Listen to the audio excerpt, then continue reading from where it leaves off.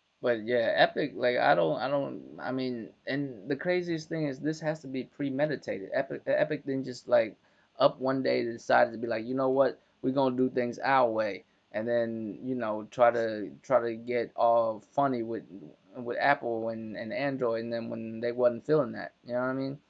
They all this shit was premeditated, but I just don't see how the outcome can benefit Apple. I mean, Epic at all.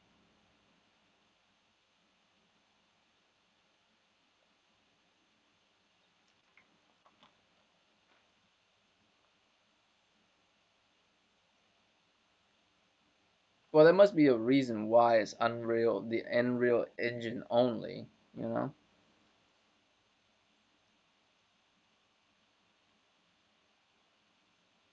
Yeah, Epic was ready for that shit. Epic did not like, you know what I'm saying?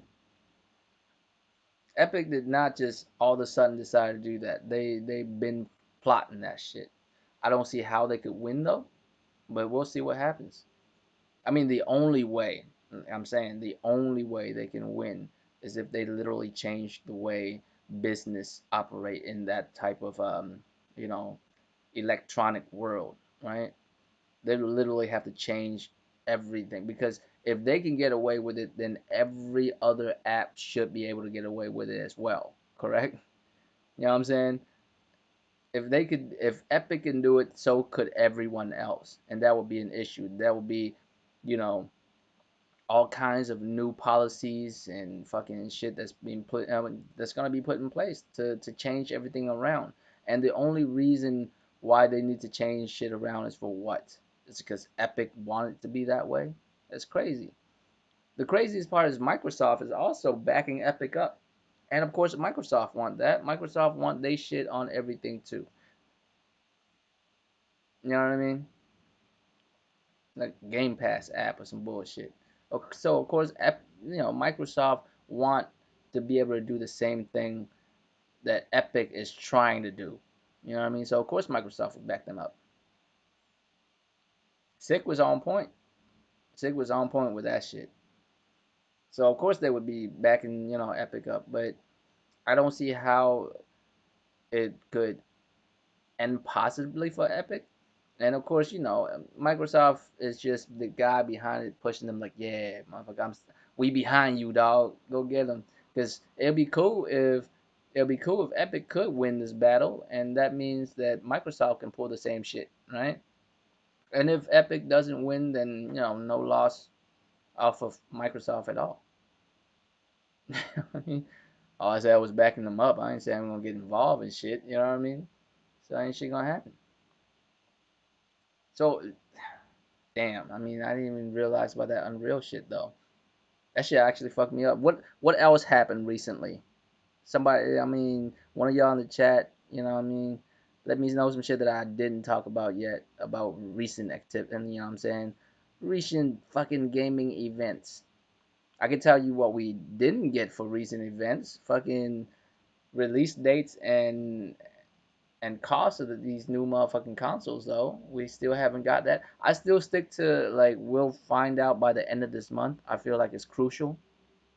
It's August already. You know what I mean? It's about that time. We're a fucking hop and a skip away from fucking September, and September will be gone in like a blink of an eye, and fucking October will be here. And supposedly it'll probably come out in November. We have a solid, you know what I'm saying, 2 months. We have a solid 2 months left.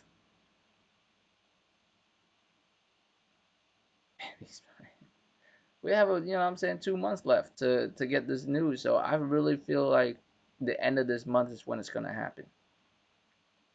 I don't think they can afford to wait too much longer. Pre-order does have to go up. You know what I mean? All that shit.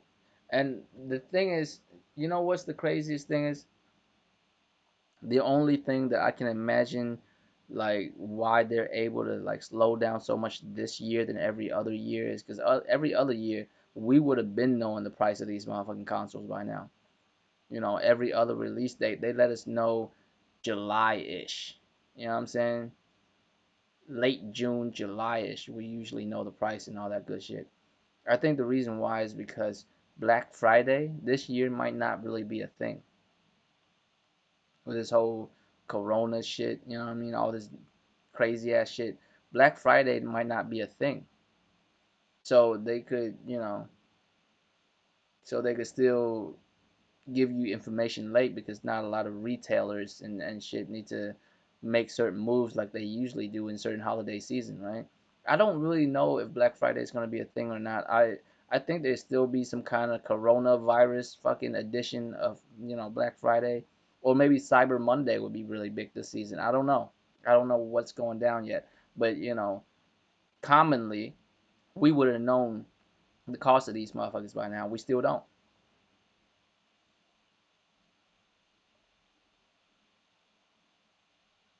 Yeah, man, they starving us for information, but I feel like we're at a crucial point. Like now is the time that you will probably get a lot of information.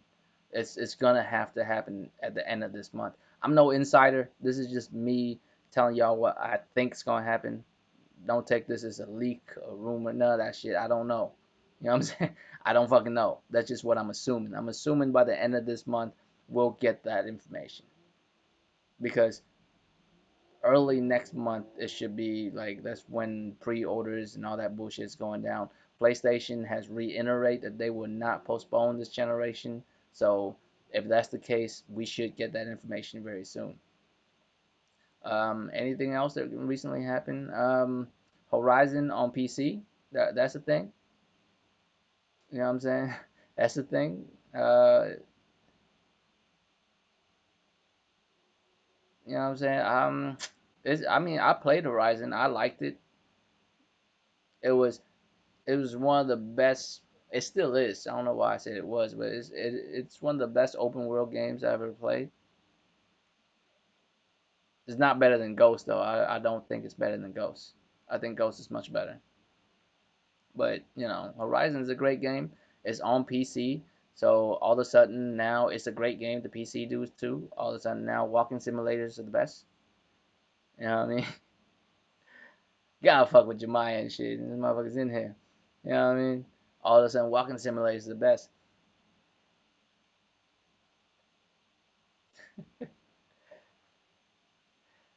I mean, I like Horizon a lot. I like the story. I like the visuals. They can work on facial animations. Like it's, it's weird because the people look good. It's just when they talk, they look weird.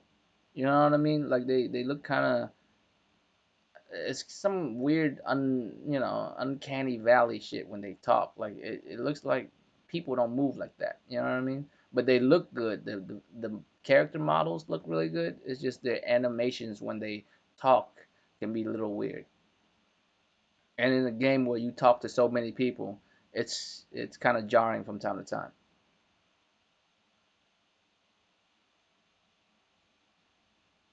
More people bought Fall Guys. I haven't played Fall Guy.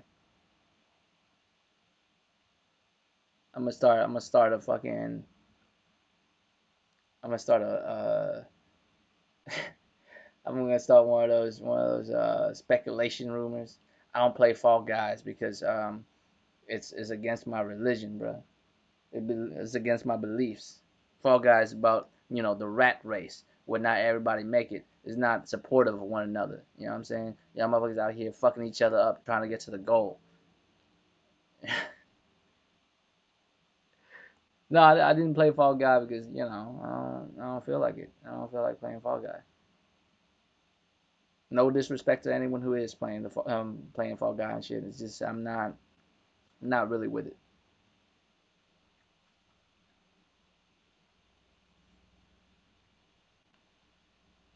Damn, I forgot to turn uh,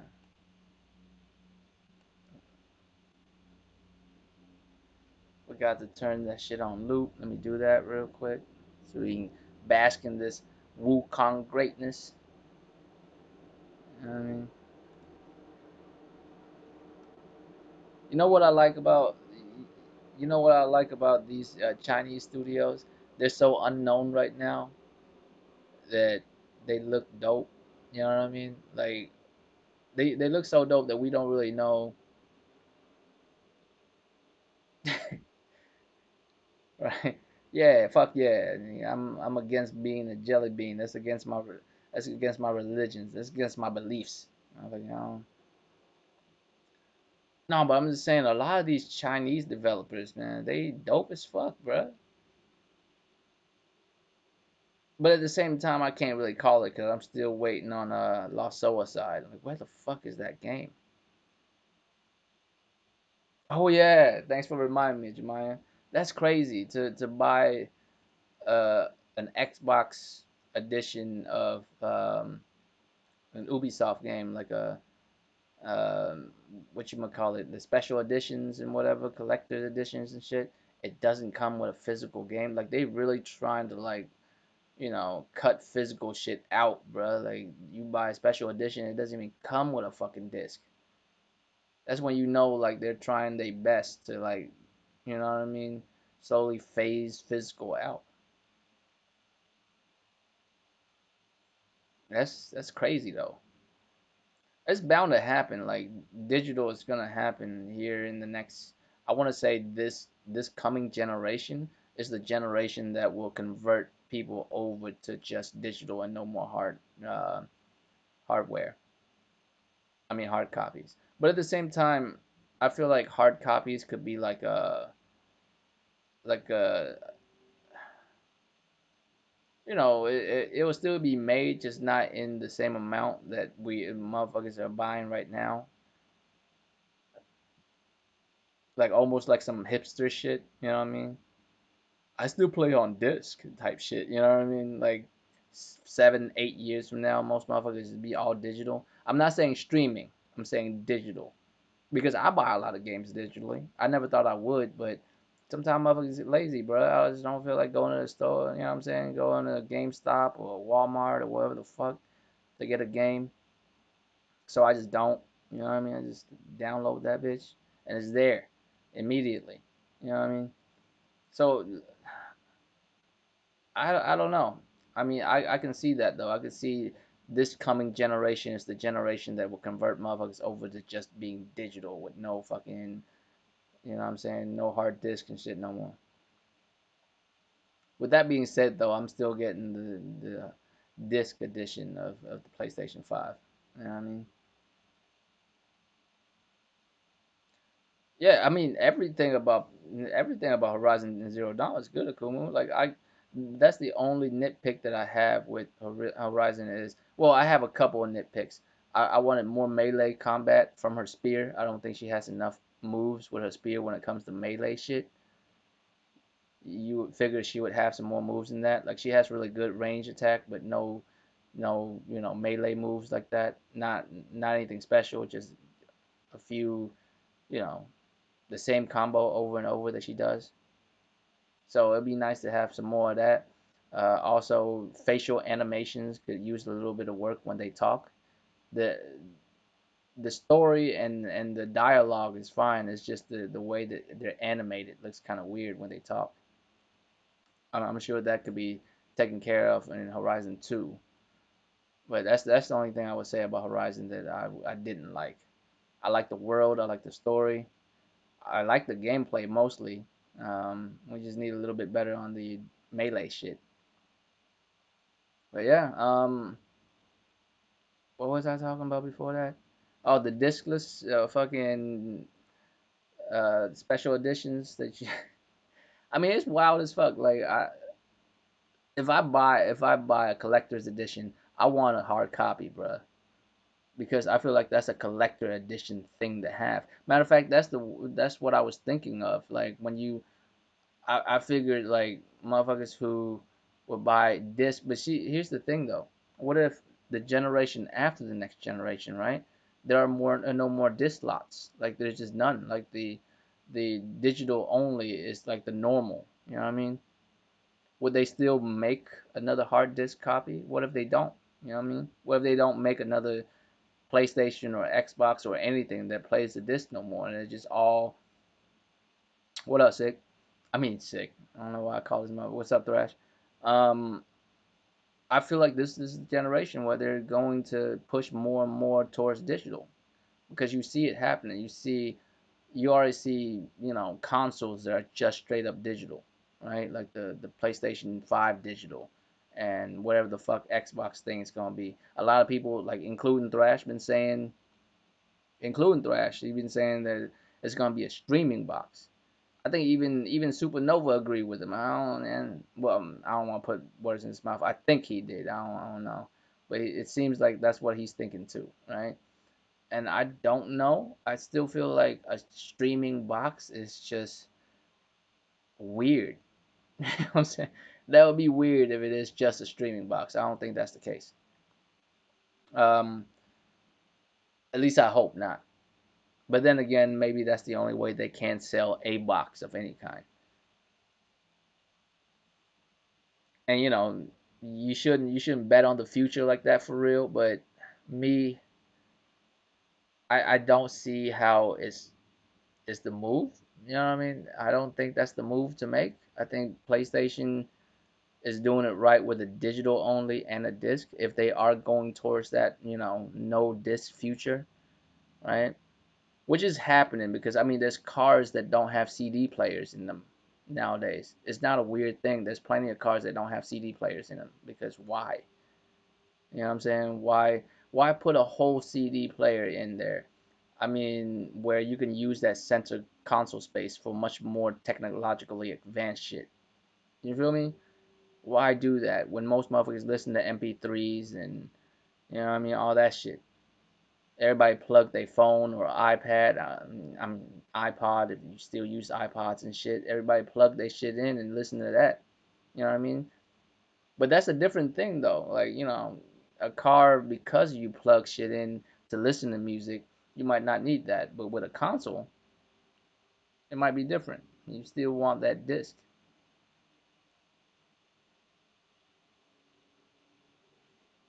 Well, Game Pass, you know how I feel about Game Pass, Akumu? Here's how I feel about Game Pass. Game Pass is a buffet. Not a very good buffet, but it's a buffet. You feel me? What do you do at a buffet? You go to a buffet, right? Cost you about $10. You know what I mean? About $10 or so. Go into a little buffet, right? And when you go to a buffet, what happens? You don't eat like one type of food there. You don't eat one, you know what I'm saying, one article of food that they make, right? They don't make one, like you try a little piece of everything. You try a piece of this, a piece of that, a piece of that, right? And you try just about a piece of everything that there is in that fucking buffet. And then what happens after that?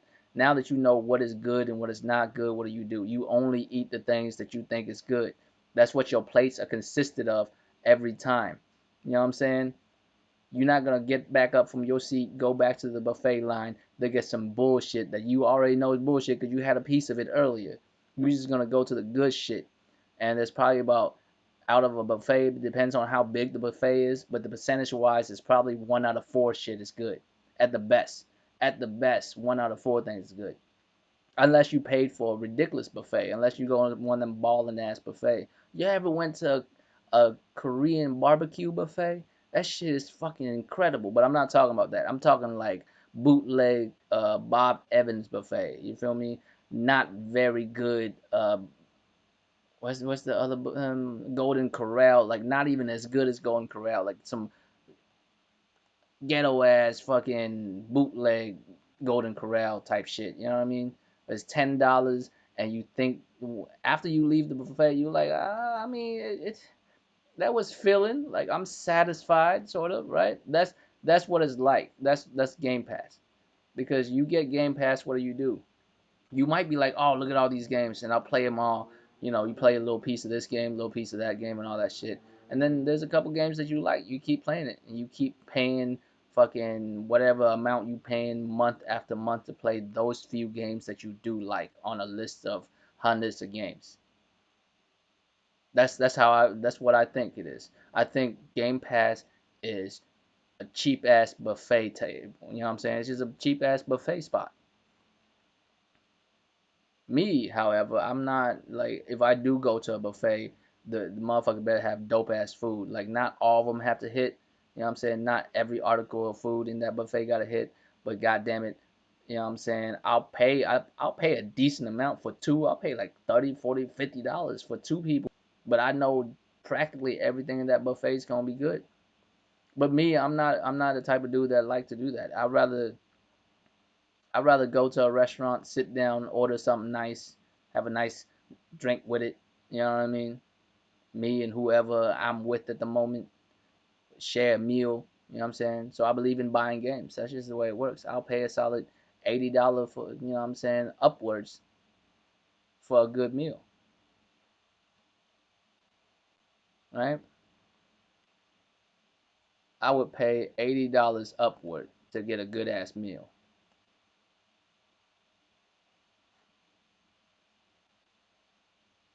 And that's the difference between Game Pass and everything else.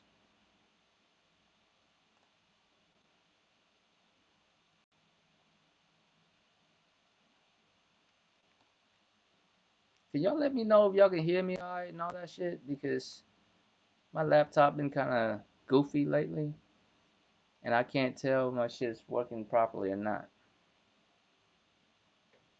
And my shit say there's some kind of error and shit saying YouTube is not receiving enough video to maintain smooth streaming. What the fuck? But I guess y'all can hear me though. That's all that matters, I guess. Um, yeah, man, that's how I feel about fucking. That's how I feel about fucking Game Pass and shit. It's a buffet that's not very good. It's a eye buffet. You know what I'm saying? It's just an eye buffet. It's not even that great. You know what I mean? Like, and you find like one or two things that you like to eat there, and that's all your plates consisted of since. Right? That's how I feel about Game Pass. I mean, me, I prefer eating a whole last meal when I order some food. So I go to the store. I mean, store. I go to a restaurant, sit down, and order shit from a fucking menu. And if I enjoy the food at that restaurant, I'll come back and order something else. I prefer to buy the games. That's the difference. That's the best way I know how to explain it. So Game Pass, that's what it's there for. You know what I mean? That's why I tell people if you pay $1 a month or $2 a month or even $10 a month, even $10 a month or 15 or even 20, right? You don't really have a like you can't really complain when a game isn't good because how could you? You pay $1 a month to play some of this shit. You know what I mean? What else? What else is there? Is there anything else recently that's wild as fuck that we should talk about? Because I think that's about it, right? I mean, I'm not including fucking rumors and all that shit because there's a whole lot of rumors out there, and I can't really qualify. You know what I'm saying? Qualify which one is real and which one isn't. So we're not even gonna do that. We can speak about what happened and what didn't happen. You know what though? Like, yeah, I do want to speak about. Let's talk about Wukong real quick, right? I want to talk about Wukong before I want to talk about Ghost because if I talk about Ghost and motherfuckers haven't watched it, then you know what I'm saying it's fucked up. What's up, Iron Fist? So let's talk about Wukong, right? So I was telling y'all I know Wukong very well. The first time I heard the story of Wukong, I was about 4 or 5 years old, and there's multiple different stories of Wukong, right? There is one original, Journey to the West story, but there's multiple retellings over the years, right? The one that I know, I think, is the closest to the original story, but I'm not even sure. So I want to break down the history, like the Cliff Note version of the Journey to the West, so that y'all can at least understand the story somewhat. You know what I mean? Like I want y'all to at least understand the backstory somewhat for you to even understand this trailer because I'm sure most of y'all not Chinese. Maybe one of y'all is, but I'm sure most of y'all aren't Chinese, so you have no idea what they saying, right? Except for the first part of the trailer, and you don't really know exactly what's going on. Why is this motherfucker turning into a cicada and all that bullshit, right? So I want to go over like the short history of Wukong so that you at least understand the fuck you're even looking at. So Wukong is a mainland version of yokois. Like the Japanese monsters, the yokois. I call them monsters. They're not demons because demons are not yokoi. Yokois is like a separate thing. A yokoi can be created many ways. Demons are usually dead people, right? Vengeful souls and shit that turns into demons. A yokoi could be like a fox or a monkey or a deer or even inanimate objects, right? Like inanimate objects, plants and shit that has certain things right for them and they turn into a yokoi, right? For real, Garuda? Yeah, so you probably know what I'm trying to say. Like, so take Wukong for instance. The legend of Wukong began. It says that there's a couple of different versions. There's a certain version where he said he came from a rock that fell from the sky, and another like the original version, at least the version that I know, is that he is actually there's a rock that faced the sun and the moon and the ocean in a certain ways to where it collects enough positive and negative energy or some nonsense like that, some mystical shit, that some type of mystical energy that this rock absorbs so much that one day it cracks open and out like a monkey came out, and that's Wukong. He is a monkey made out of rocks. Basically, he came from a fucking boulder. So he's like one of the very strangest yokois ever. And I know I call them yokois because like Vietnamese people call them yêu quái. They sound kind of the same, but they're different. And Chinese people also say something that sound very similar to yêu quái and yokoi, but like I say, I'm not Chinese, so I don't even remember that. I used to know that word, I don't know more. But the bottom line is, this motherfucker basically came from a rock. So when he came out, he was already strong as fuck. He's already OP the moment he was born because he's basically a walking rock monkey, right? But because he was just born, he don't know anything about the world, right? So he basically just traveled around where he lived. He found a bunch of other monkeys who are having problems with other yokois fucking with him. So he beat the brakes off of those yokois, and these monkeys called him King, and that's where his first name came from, the Monkey King, right?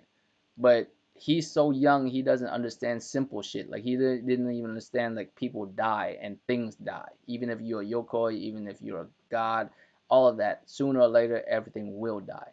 And when he found that out, he was horrified. He was like, "Nah, I don't want to die, and I don't want none of y'all to die. Like, how can I fix this?" And one of the monkeys told him, "Look, there's a mystic that live at the top of this crazy ass mountain, and if you can go there, he might teach you things that could stave off death, right?" So he went, and of course he's a monkey, so he's mischievous as fuck. That's just built into his DNA as a character, right? So he went on his way to find this mystic.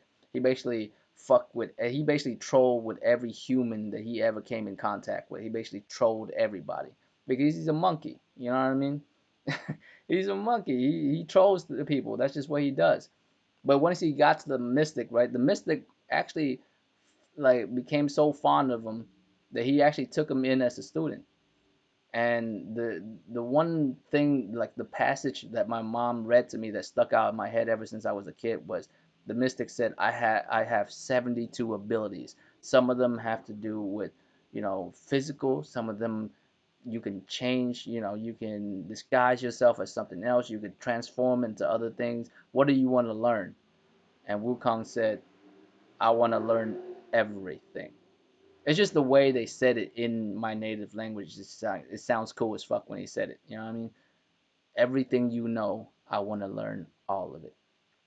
And he did. He stayed there. He trolled everyone that studied there with him, but he learned everything that Mystic knows.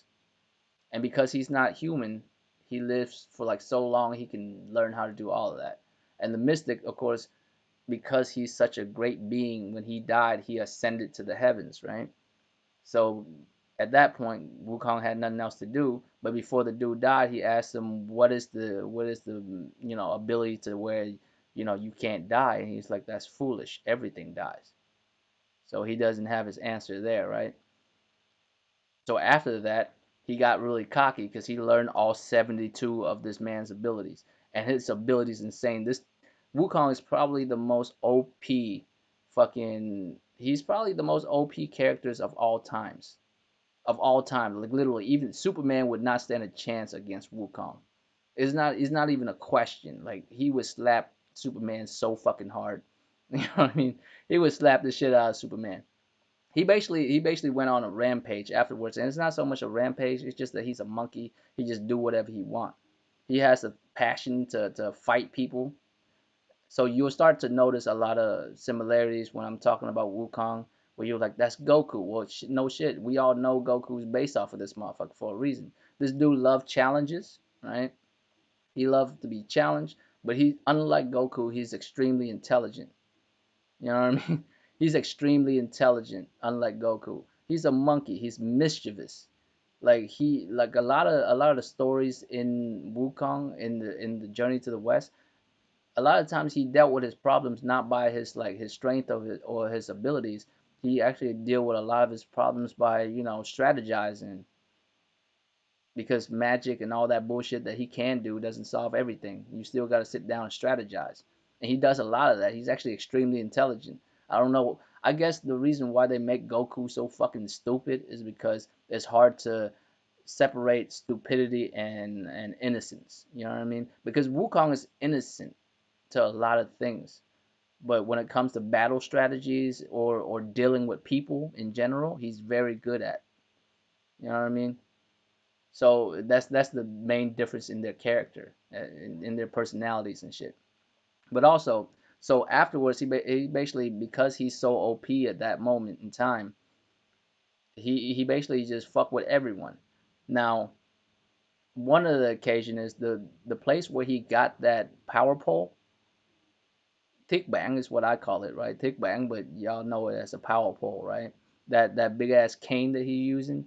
That cane actually belongs to a dragon king that lives in, I think it's the South. It's the South Sea, right? I think it's the. Someone might correct me if I'm wrong. It's either the Eastern Sea or the South Sea. By the way, that's what Draco Rex is. Draco Rex means Dragon King. That's actually based off of the Southern Dragon King, but that's beside the point. So, he's a Yokoi with superhuman abilities, so he can actually swim to the bottom of one of these seas and meet with uh, the Dragon King. And he told him, listen, man, I want a weapon. I want a weapon deserving of the coolest warrior that ever motherfucking lived. And so the Dragon King brought out all these dope ass weapons, but he's just not feeling it. You know what I mean? And then he saw Big Bang, and the power pole when he saw it was a massive fucking pole that they used to fucking level the sea. You know what I'm saying? And he took that bitch. And the Dragon King told him no one can actually, hold it. No one can control it. It almost have like a mind of its own, and no one can really control it. That's why they use it to control the sea levels and shit. Thanks, Corey, bro. I'm trying. So because of that, he took that power pole. Now he's actually even more OP. The power pole can extend to whatever length he wanted to be, becomes as heavy as he wanted to be, become as short or small as he could want it to be. And that's why when you see every time he's finished, he shrink it down and put it into his earlobe. That's how small it is. You feel me? He has the ability to do that, right? But that's where he got his power pole from. Now, after that, he's basically just wreaking havoc all over the place. Not because he's evil or anything. It's just he's just a mischievous monkey that's just way too OP and no one can stop him. And so the heavens know about this. The funniest thing about his origin story is they said the moment he was born, when he crawled out of that rock, that what is it? The angels in heavens cry. Well, no, no, no. The angels shook and trembled, and demons started crying the moment he came to life. You know how gangster that is? That your birth shook angels and made demons cry? You already know this motherfucker's gonna grow up and be OP as fuck, right? But so after he got the power pole, he was too OP and no one was fucking with him. So basically, the Imperial Army in the heavens, right? Because Asian people back in history are really imperial people, right? Emperors and all that type of shit. So their mythology even revolve around that. Asian people believe back in the day that there's a man in the sky that's basically the emperor in the sky that has a whole heavenly army, like a celestial army of motherfuckers with generals that have superhuman abilities that Tien basically is one of those general, a three-eyed demon, like not demon, three-eyed demigod, and he has a dog. I mean, he has a dog and shit too, and they send these motherfuckers down to fight the motherfucker, and he beat their ass. He beat the brakes off of these motherfuckers, right? A small army of them. He beat the brakes off of them. So they was like, how about we treat them nicely, invite them up into the heavenly realms, give them food, give them drinks, give them like a position. You know what I mean? But not like a really good position of any kind, just like a bullshit position. But we gonna make them get it and make them feel real good about it, right? So they brought him up, did that to him. He was like, cool, because they couldn't stop him. They know they couldn't, right? So they did that so he wouldn't wreak havoc no more. But at the same time, it's a win-win for everybody. And so when he went up there, he thought he's gonna have like a high rank position or something. They made him look after the stables, look after the horses and shit, like shoveling, you know, celestial horses, you know what I'm saying, doo doo and shit. You know what I mean? He's out there playing Red Dead Redemption 2 and shit. So he got mad and started cussing them out. I'm giving y'all the clip notes of this shit, right? You know what I mean? This is like the story is a lot longer than that. The book's like bigger than a dictionary. But he basically got into it with them again, beat the brakes off of the entire army basically. While he was up there, he ate like fruits and drank shit that made him practically immortal. You know what I mean? It's almost impossible to kill him. You could chop off his head and he would juggle his head. Like he wouldn't even feel shit. Like it's impossible to kill this motherfucker. Like so at that point he beat the entire celestial army. Like he basically could take over heaven if he wanted to. You know what I mean? But he actually fucked up because he fucked up because he was too, you know what I'm saying? He was on when he thought he couldn't be beat by anything by anyone, and so the Jade Emperor, basically the motherfucker that run everything, even us, you know what I'm saying? That motherfucker get to tell people how everything goes down. Told him like, I bet you can't beat Buddha. You know what I mean? It was like, motherfucker, I'll slap up Buddha. So he went to see Buddha, right? And when he see Buddha, Buddha was the size of a fucking mountain, cuz, and he was like a speck standing on Buddha's palm. And this motherfucker's mad disrespectful. He was like talking shit to Buddha, you know what I'm saying? And I think Buddha had some kind of challenge for him, but he couldn't beat. I think Buddha told him to, if he's able to fly away from Buddha's grasp, that he won. But no matter how fast he tried to fly away, he's always in the palm of Buddha. So of course he's a monkey. He mischievous as fuck. So he started pissing on Buddha's palm, and so Buddha slapped the shit out of him, like smacked him down to earth under the Himalayas. I think it's the Himalayan mountains. Like he smacked him down to earth under the Himalayan mountains, and basically imprisoned him under that mountain, and told him, "Look here, motherfucker. You gonna have to change your ways. And if you don't know how, one day a monk's gonna come through and you are gonna ask him to be your master and he will teach you how to be better, right?" And this motherfucker laid under that for like hundreds of years, hundreds and hundreds of years. And one day a monk really did come through. And this monk was basically, I don't want to get to it because he has all kind of history behind him too and all that. But let's just say this dude is the nicest motherfucker you'll ever meet in your entire fucking life, right? And he did decide to take Wukong in as his disciple. But Lady Buddha was scared for his safety because Wukong is an unruly yokoi, right? So that's where that golden band on Wukong's head came from. That band is to be there so just in case he get out of hand, that monk, all he had to do is recite a certain Buddhist scripture, and that band would fuck Wukong up. It would actually tighten up and basically cause him like super pain. Like he wouldn't be able to like function. He would like fall to the ground, all that shit. So him, and then later on they found this dude who is a man with a pig's face. There's actually a reason for that, but I don't feel like going into it. and a water demon basically, and they basically go to the west, which is where the home of where all the Buddhas are, to get these scriptures that supposedly would save the world, because that's what that monk was trying to do. He's trying to get to the promised land where the Buddhas are, to ask them for help, because humans are ignorant and we are hurting ourselves every day. We're out here suffering every day. So he wanted to end that. So he wanted to go there, get those scriptures to save the world basically from basically ourselves. So throughout their journey, they meet with all kinds of crazy shit, demons and monsters and yokois and even gods and all kinds of shit. But they finally got to the promised land. Once they got there, Buddha was like, well, technically, that's not going to happen because people are ignorant, because they do that to themselves. Everyone could be better, but they choose not to be. The best that you could do is to become a Buddha and help one person at a time, because there is no quick fix. People are always going to be people, right? So at that moment, they all became deities. They all became like a form of Buddha of some kind, and Wukong became the fighting spirit, right? Like people think Buddhist people are like non-violent, which they are, but he is the Buddha of fighting spirit, and we all have that within us. Even monks have them. Like the spirit of competition, the spirit of whooping somebody's ass while you in a fight and shit. You know what I mean? So that's where it's from.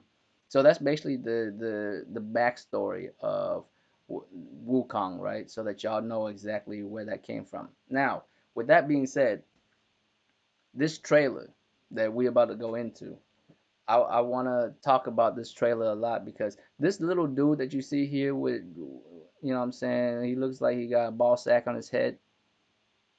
I think he's the deity of Earth, and he lives within the Earth itself, but he knows everything that's going on within that area because he is a deity of Earth. Everything that's on Earth, he would know about. You know what I mean? So as long as your foot is touching the ground, he would know where your ass is and know what you're doing over there and all that shit, right? So I think that's what he is. And the conversations that they're having is actually really goofy.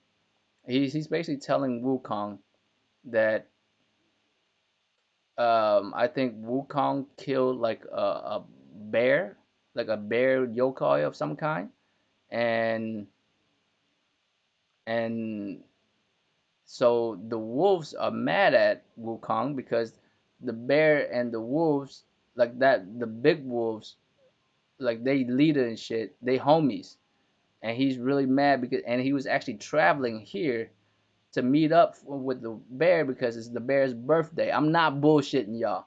I know I'm not Chinese and I can't really understand Chinese correctly completely, but I swear to God that's the plot right there, which is not like completely off because that's what Journey to the West is kind of like anyways. Like this big ass motherfucking wolf that you was about to fight is mad at you because you killed his homie, the bear, and he was on his way here to like give him gifts for his birthday and shit. But what he's also saying, what the Earth deity right here is also saying is, he said you look like Wukong, which means you're not even Wukong. It's really confusing because here's the thing: the way you're dressed right now is kind of like Wukong when he first started out, when he before he got all of his abilities, before he got his weapons, before he could live forever and all that bullshit, right? This is what he looks like. This is how he dressed, like a regular dude. Well, you know, a regular dude that's also a monkey, you know. But what he was saying is, um, I think you're not Wukong. Like there's another Wukong out there, right? And here's the thing though, like I told y'all, there's a lot of different myth and stories told about Wukong and different variations of Journey to the West and shit. One of them had where there was another monkey that looks dead up like him because they're the same species of monkey, but the other one lives in heaven already. He was like a pet of like a deity up there, and he was low key hating on Wukong. He was like, how come this monkey get to go on the journey, on the mission to save mankind, but I don't get to, and I'm the motherfucking monkey that's already up in heaven and shit. You know what I mean? So he challenged Wukong to a fight, and basically one of them died, and supposedly the one that's living will be Wukong, right? Because he's the main character, but we don't really know that. But I don't really know if that's what they're going with, or is it, it just so happened that another rock bust open. You know what I'm saying? It could be just another rock bust open, another monkey came out, because here's the thing, if y'all seen this trailer already, y'all seen when Wukong, well, this Wukong, right, beat the wolf, and he's about to kill him, another Wukong stopped him. And the thing is, that Wukong that stopped him have the armor of that he got when he was in heaven fucking them up. He took that armor, but it's golden, which means it looks more like the Buddhist armor that he got like at the end of his journey, where he basically become like a deity, like a full blown deity at that point, and he's wearing like the armor um, of the spirit of battle and shit. You know what I mean? So I don't know which route they're going with. And that's the thing though. At the beginning of the trailer, I'm sure y'all heard that monk talking about it, and I'm almost sure that monk is Wukong is in disguise, right? So what I do know about this trailer is the developers were saying they was trying to give him all 72 of his abilities in this game, which seems like a lot, but realistically, it's not really.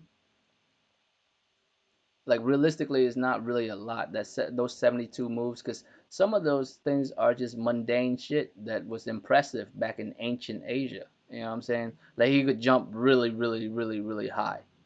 Well, no shit. You know what I'm saying? It's not something that you would think, but that's an ability, right? That's one of the 72 abilities that he have. Like some of his abilities could be shape shifting, and the other is just, something simple. Like having, the ability to jump really high, the ability to call Nimbus, you know what I mean? That type of shit. Like all of those things are an ability. So he has 72 of them. Um, so you're gonna have all 72, but some of them are background abilities. You wouldn't really use them as like in-game mechanics type of stuff. You know what I mean? Super agility and all that type of shit. Like some of those abilities are just already in the background. Like you wouldn't even fuck with them at all. But some of them are insane. Like when y'all see him make clones of himself, the difference between him and I see a lot of people like make those Naruto references and shit. The difference is when Wukong makes a clone, he pulls out the hair on his head. That's why when you see that shit, you see him yank hair off of his head and blow on it, and each one of those hairs become a clone. The difference is those clones are literally exactly another Wukong. It's not like a weaker version clone shit. I mean, in the game, it is a weaker version. You know what I mean? Because it'd be ridiculous if it's not. You know what I mean? Because then you'll be way too OP and you'll beat the game too easy. So the clones in the game is not like the same as Wukong, but in the actual story, every clone that he makes is full on him. Like it's basically another him. It comes from his fur, and of course, people will be like, well, damn, that means he won't have no fur if he keep doing that. Immortal monkey coming from a rock, like his hair literally grows back immediately. You know what I mean? Like he literally cannot be killed by any means. You can chop him into a million pieces, and each one of those pieces will start to get up and start dancing. Like some because he's so OP, some part of Journey to the West feels almost like a slapstick fucking cartoon, like a fucking Bugs Bunny cartoon, because how ridiculous his abilities are. You know what I mean? Like and all the characters that they go up against have their own backstories and all that kind of stuff too. The most famous one I'm sure y'all know is the fox, the demon fox. Um, but they have a lot of different demons and yokois and all kinds of shit that they have to go up against to actually reach the promised land. So here in this trailer, you can actually see all this shit that's happening, right? But I mean, he turned into a cicada. That's one of his favorite things to to spy on people or to what I mean, to not be found that easy and shit. That's why you fly around as a cicada in this bitch. But yeah, that's I mean, look at the monk though. I'm sure that's Wukong in disguise, because he can shapeshift and it's not to certain things. He can shapeshift into anything. You know what I mean? Oh yeah, Wukong is well, no, Wukong doesn't kill because he is a disciple of a Buddhist monk, but in Asian mythology and shit, you don't have to be merciful to demons and creatures that have evil intent, right? Demons and yokois and shit that have evil intent, you can kill them, and there should be no consequences to you, right? Because they are the embodiment of evil. You know what I mean? But there are good yokois at the same time, so you have to like be able to tell the difference between the two. One of my favorite part in this trailer is if y'all notice when Wukong, the one that has the battle armor, when he was standing on Nimbus flying, and you see a giant white dragon that comes from like the ocean to come up, or like a lake that comes up and flow that flies like about I don't know, like meters away from him. That dragon is actually the backstory behind that white dragon. I'm assuming this is that white dragon, right? Because in Legends there is in the story there was a white dragon. He's basically the prince. I think he's the Eastern Sea Dragon's like son, I think. Like the monk was riding on a horse uh, or a donkey, whichever version you want to use, right? To get to the promised land. But when he was like he got off the horse and went to rest a little bit, and the horse was drinking water from a lake, and that motherfucker lived in that lake. You know what I'm saying? That dragon was living in that lake, and he ate the motherfucking horse because he didn't know whose horse it belonged to. He thought it was just a motherfucking horse, so he ate it. And then Wukong, of course, beat the brakes off of him, right? And he felt bad though because the dragon is actually a very good dude. He's a dragon. They're naturally good dudes in Asian mythology, right? There's some asshole dragons out there, but usually most dragons are like really nice creatures in Asian mythology. And he felt bad about it, so he actually transformed into a horse for that monk to ride for the rest of the journey. And his dad wasn't mad, even though his dad is a fucking god himself, a fucking dragon king, he still let him do it. It's like, what's what's the greatest thing? What's the greatest honor they could have than have his son carry the monk that's gonna save the world? You know what I mean? So he wasn't mad at all. Like in Asian myth, like even if you're a god, you are less than a good person. A good person can trump a god. Like they have to bow down to you because they are already gods. They're beyond us. But if they're not as good as you as a person, then they need to bow down to you. So that monk is such a good dude that even gods respect him. You know what I mean? Because his cause is righteous. But that's that dragon. So when I saw that, I was like, oh, that's dope. I mean, it's made by Chinese people, and the legend originate from an area that is China today. Like you gotta understand the language that was written for these stories back then no longer exists today. You know what I mean? The Chinese that you know now, like Cantonese and Mandarin and shit, they're not the same language that this story was wrote in. So there's a lot of revisions, a lot of retellings, and all that kind of shit. Um, so at the end of the trailer, when y'all see him fight a whole bunch of people in the clouds, I'm assuming that's a recreation of when he went to the heavens and fucked everybody up after they made him a fucking stable boy. You know what I mean? I'm thinking that's when that is, when he beat the entire celestial army. But I'm excited for it. It looks really good. So now that y'all know the history of the game, at least some of this shit would make more sense to you. Like why the shit what's going on, why what's happening is happening and shit. That's why. So now I guess there's two Wukong, so that's what's intriguing me. I don't know if you know if you're playing the real Wukong and the other one is actually the heaven, was it the heavenly monkey that challenged you, that actually beached you, I guess. Are they speaking Mandarin or Cantonese in the trailer? Oh shit, what's up, Eddie? Yeah, man. So that's basically the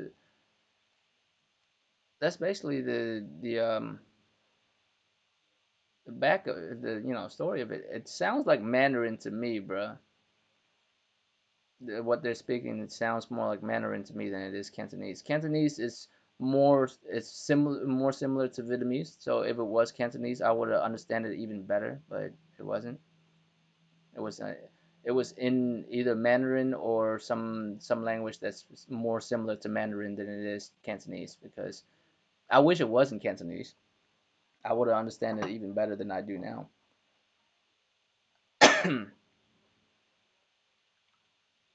But that's basically it. All these abilities he does have.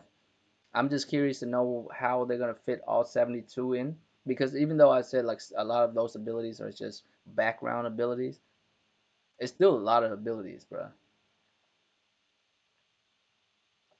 Like for instance, you notice his parry. The reason when he parries, his body glows. It's basically saying that his body is made out of rock, so he's just hardening his own body up when he parries. That's why he's not even doing a blocking motion when he parries. His body is made out of fucking.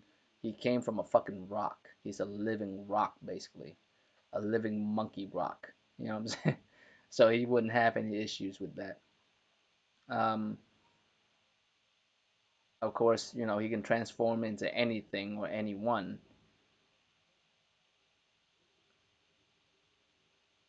I can't tell if that kanji is saying the name of this creature, because I almost want to say that every creature that you'll be facing in the game will be from the myth itself.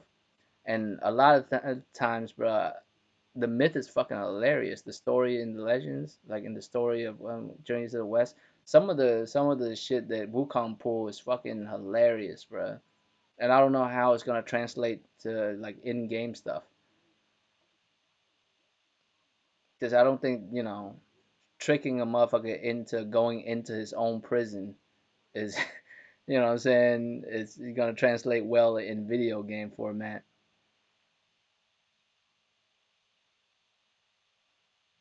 I mean, it's not perfect, Corey. You know what I'm saying? Those systems and shit isn't perfect. But what I'm curious about this game is that the two Monkey Kings, like the two Wukongs. So is the other one a fake and you're real, or are you a fake and that other one's real? But at the same time, you play as both. You either play as both or you play this Monkey King, right? You play this Wukong that upgrades to become that other one. So fuck around, it could be you from the future. I mean, he's practically all powerful. I don't see why he can't go back in time. You know what I mean? And he stopped you from killing this thing. And I'm curious. Well, he's a wolf. He's not. Some of the animals that you fight, some of these yokois that you fight, are actually uh, beings from the heavens. They're not evil creatures. They just was pissy about some shit. You know what I'm saying? So once you beat them, you send them back to heaven and shit where they belong.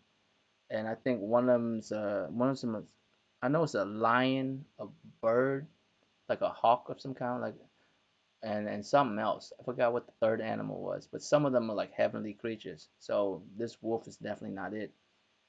And I'm trying to remember is if there is a wolf that he fought in the Journeys to the West, but I can't think of one right now. I think there was. I think there was, but I don't remember. Y'all gotta understand though, like the original story that I know of, I listened to it when I was a kid, like 4 or 5 years old. It's like the earliest memories I have of anything.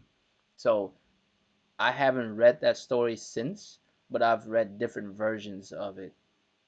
And I know the story that I was read to when I was a kid was like the most the closest to the original as much as possible. Yeah, this combat looked nice as hell though. The combat for this game looked really nice. Like it's I you know what? The more I look at it, I feel like it's very Ninja Gaiden like. Have y'all noticed that? It's very Ninja Gaiden kind of feel to it. It's like people was like comparing it to like Devil May Cry or like Souls games and shit. I was like, no, no, it's the way the combat's looking. It just reminds me way more of Ninja Gaiden. You know, there's no lock on button, not that I could see. There's no lock on mechanics. There's free flow combat that has some type of combo, you know, system involved, and you could do those quick attacks, kind of like the what is it, the flying swallow or whatever the fucking Ninja Gaiden move it's called when you like dash through the air and cut through and shit, right?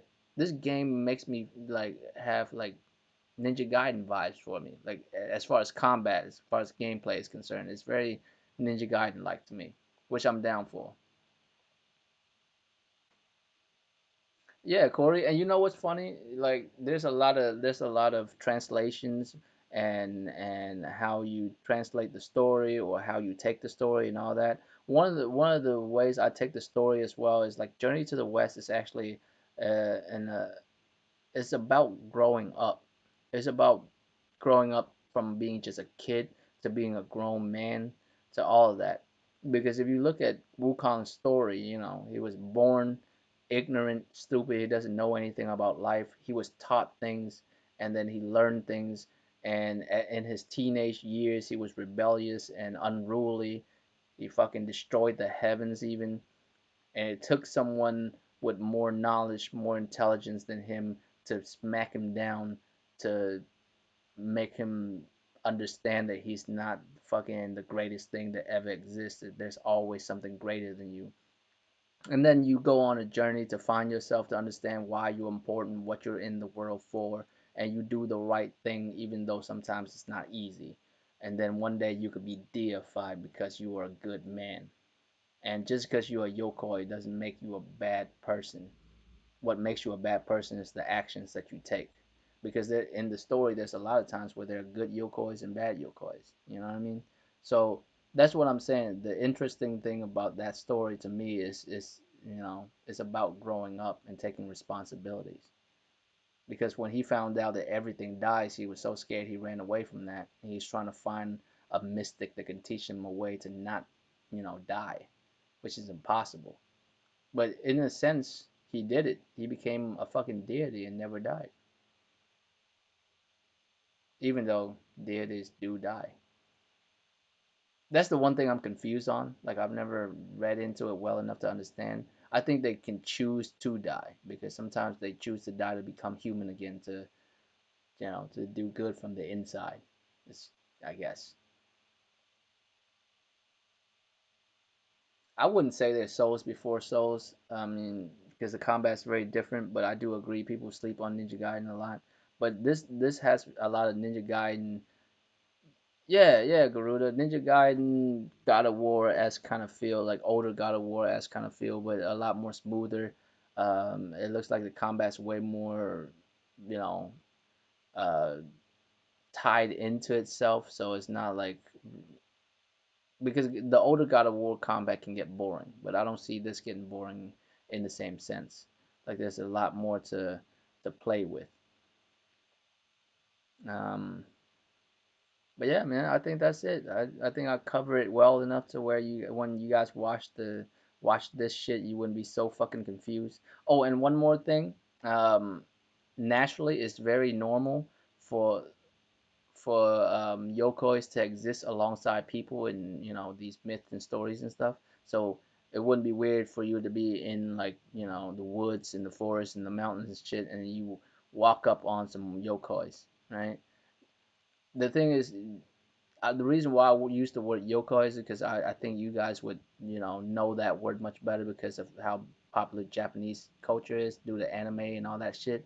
Like people know what a yokoi is. But yokoi's been around way before Japan been around. Yokoi's came from the mainland originally. Like the Japanese yokois are different from mainland yokois a little bit. They have different, traditions and cultures and stuff, but they all come from the same place. So the Vietnamese version is very much like the Chinese and Japanese version too, but there are some differences here and there, very minor differences.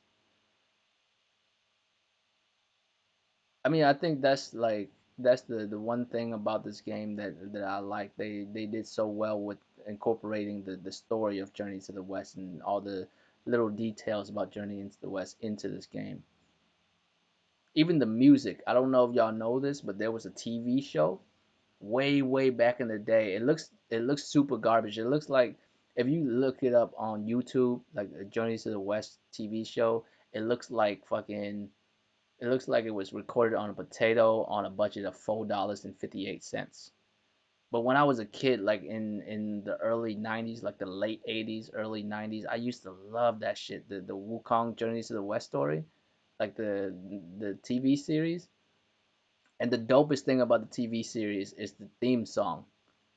And they took the theme song and they remixed it. I was like, y'all cold for that. That theme song is so famous, bro. At the end of this trailer, if y'all watch this trailer, at the end of it, y'all heard that theme song. That theme song is basically when you hear it, you know it's about Wukong immediately. It's the dopest shit. It's the dopest shit, dude. Like I know they're going hard with it because it couldn't be cheap to get the rights to that song. Yeah, bro. It's like the original. What's up, there, Floyd? The original shit was fucking The original shit was fucking this like the TV show, like the old TV show from like the 80s. That shit looks terrible. With like minus the dude who played Wukong, he did an amazing job. Everyone and the main cast, but everyone else acting was so fucking bad, bruh. But I loved it as a kid. Like besides from listening to the story read to me and watch, like that is the best experience I ever had with the Journey to the West shit. It's a big part of my life, man. It's been around since I was a kid. I loved this character a lot, so I'm hyped for this game, man. I hope production and shit goes well with it. I know it's early in production. They're still recruiting people. They're still, you know, hiring people to work on this motherfucker right now. But I'm hyped for it, man. I don't need them to reenact the story. I'm not sure what I want them to do, to be honest with you, because the this game has already like changed up stuff about the story. The first thing is there's two Wukongs, even though one of them there is a legend where there is a heavenly monkey that try to fight Wukong, and technically we really don't know who won. You know what I'm saying? But usually the story is just about Wukong traveling with the monk and his other disciples to the promised land. You know what I mean? In the west, which is basically India. It's west of China. You know what I'm saying? They was going to India basically because that's where Buddha come from. But I I don't know how this story is gonna work because now we're playing. I don't know if we're playing the true Wukong, and we haven't upgraded yet because as you could tell, the other Wukong has way more drip. You know what I'm saying? His power pole's different. He has the inscriptions on it. You know what I mean? He has the battle suit on, which the with the phoenix feathers coming out of his head. Which I don't know why. When I was a kid, I used to think that phoenix feathers coming out of your hair shit, that hat with the phoenix feather is the dopest shit. You know how dope that is that even Lubu wear that shit? You know what I mean? And of course, in real life, it's not phoenix feathers. It's like, what is it? Peacock feathers or this other bird. I forgot what the fuck it's called that lives in Asia with that long ass tail feathers. But I don't know why. When I was a kid, I used to think that fit is the coldest shit. You know what I mean? And so if you notice like what's funny about Wukong, the story of Wukong and Dragon Ball Z, well not Dragon Ball Z, well Dragon Ball Z too, but mainly Dragon Ball is how much Wukong story shaped Dragon Ball and Dragon Ball Z without y'all even realizing it. So check this out, right? Wukong, when he was born, he came out of a rock and the monkeys that he became the king of lived in a place called Mountain Flowers and Fruit, which is funny because Goku is from planet Vegeta, is in vegetable. You know what I'm saying? Like they're from planet Vegeta. Like this dude is from the mountains of like flowers and fruits or some shit like that. And all the monkeys in, well, not all the monkeys, all the Saiyans on planet Vegeta has all the kinks and quirks of like the monkeys and Wukong in his story. They all love to fight each other all the damn time. They're ultra aggressive. They live next to another species who they didn't get along with, who they wiped out. You know what I mean? Like you really never draw the parallels unless you know the story, the Journey to the West story, but you never notice how much Wukong shit is in like Dragon Ball and Dragon Ball Z. The only thing is Wukong never had a weakness in his tail. I don't know where Saiyans got that from, but there was never a story where, someone grabbed Wukong's tail and it hurt him so bad he couldn't do shit. You know what I mean? I think that was a pure Dragon Ball Z thing because Wukong never had that problem. But yeah, man, I mean, I don't know what else to like cover.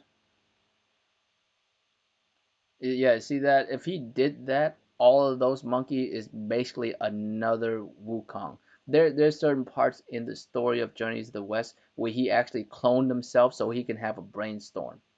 You feel me? Like he's basically saying like I can't figure out this out by myself. So he made like a bunch of clones of himself so they can brainstorm on what's the next best move. I'm telling you, this motherfucker is like a cartoon. This is how OP he is with his abilities. You know what I mean? Like that's some cartoon shit. Like you couldn't figure something out, so you make clones of yourself that is exactly like you, but somehow think differently enough in other ways enough for you to brainstorm with yourself to strategize. You know how ridiculous that is? And the craziest part is the clones are basically him, which means if somehow you was able to kill him and not his clone, then you haven't killed him because his clone is him. You know what I mean?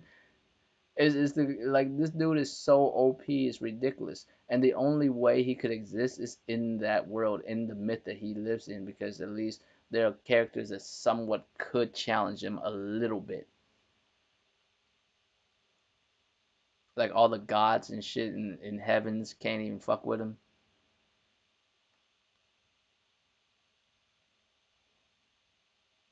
I mean, this shit's dope, man. I was pleasantly surprised when I saw this shit, right? I was pleasantly surprised because I didn't think there was gonna like be this authentic to the story and all that shit. See this shit? Look at that. Look at the drip this other monkey got, like this other Wukong got. That's what Wukong would be like at the end of Journeys to the West when he made it to the Promised Land and all that shit. He has the golden fucking battle armor on with the fucking feathers coming out, and this is what it looks like when he first started out his journey. So I think is that because that's actually a really good way of like putting game mechanics with the story. You know what I mean? Because he does upgrade slowly throughout the Journeys of the West to become like the beast that he is at the end of it. So it does make sense to make it into a video game like that. I just want to know, like, I know we're gonna see a lot of creatures and things from Journey to the West, but I wouldn't necessarily want to see them redo the whole story because I know the story. It would be cool if they can make it a little bit different, which I'm sure they are because we are playing two Wukongs, and I still don't know if, and as y'all could tell, he's Super Saiyan at the end because he's a golden monkey at the end and he's still brownish in the beginning. See that shit? He's Super Saiyan at the end. When he's at this level, when he has the phoenix feathers in his cap, and he's in here like fighting everybody in heaven, like that's super OP Wukong. Like he's already golden and shit. But yeah, man, I think that's all I got for WuKong, man. I could talk about it all day, but we need more information to see. So this dude right here, like I can't tell if his foot is chained to that rock or not. You know what I'm saying? Like I still think that that's Wukong in disguise, right? That old monk that's talking to you, because he looks like a fucking monkey. He looks like Wukong with a shaved head. You know what I mean? So I almost want, and the thing is, the funny thing is in Asian cultures and shit, those yokais that can transform into humans, they still have those animal traits. Like if it's a buffalo that transform into a dude, he'll be a fucking big ass dude. You know what I mean? And if he's a monkey and he transform into a human being, he would have like certain monkey features, like monkey shaped eyes and monkey shaped mouth and all that type of shit. He'll look like a human being to it, but he'll have like those kind of features that matches, that animal, so that you could tell sometime if it's in that a yokoi or not if they're in human form, right? And of course, because Asian people are Asian people, the female yokois are always super bad. That's why the demon fox is such a bad bitch. You know what I'm saying? The demon snakes that are female are always bad. Like, you know what I'm saying? All the demon females are always super bad. All the yokois females are fucking hypersexualized and bad as fuck.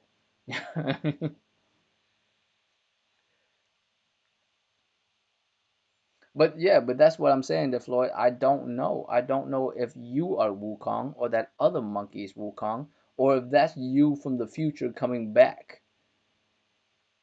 You gotta imagine this Wukong is fucking all powerful. Like that motherfucker. Like there's not a lot of shit he can't do.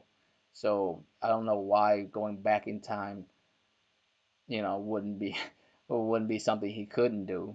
You know what I mean? He in the story he does things similar to traveling through times, but I don't know. If you notice though the parallels between him and Goku, like or Saiyans. When Saiyans go Super Saiyan, their eyes turn green, but it's not really green. It's actually jade because he has jade eyes. He can actually see through other demons and yokoi disguise. When other yokois turn into other things to like manipulate you, when they turn into a human being, he could see right through it. Yeah, it's like super. Like I'm saying, this motherfucker is just way too OP. He could see through traps and all that nonsense. Yeah, I mean, like, because clearly there's two Wukongs. So what is it? Is it Wukong from the future that came back? You know what I mean? Or is it that's a different Wukong than you? Are you another monkey that came out of a rock just like him? Or are you that monkey from the original story that, that fought Wukong and lost to him? Or is it the other way around, that Wukong is not the real Wukong and you are the real Wukong and you lost the first match in the original story? Like, because I feel like this is a continuation of this game is based off of Journey to the West. Like, they're basically saying, what if that didn't happen? Or is it saying that already happened and you're playing through it again? I don't know, man. It's just so much shit. Yeah, jade is exactly. Well, jade is rare altogether, and Asian people love jade. So that's why his eyes are made out of his jade. His hair is golden, because Wukong is based off of a macaque. This the species of monkey is a macaque. That's why he's a golden monkey, because that's what macaques are.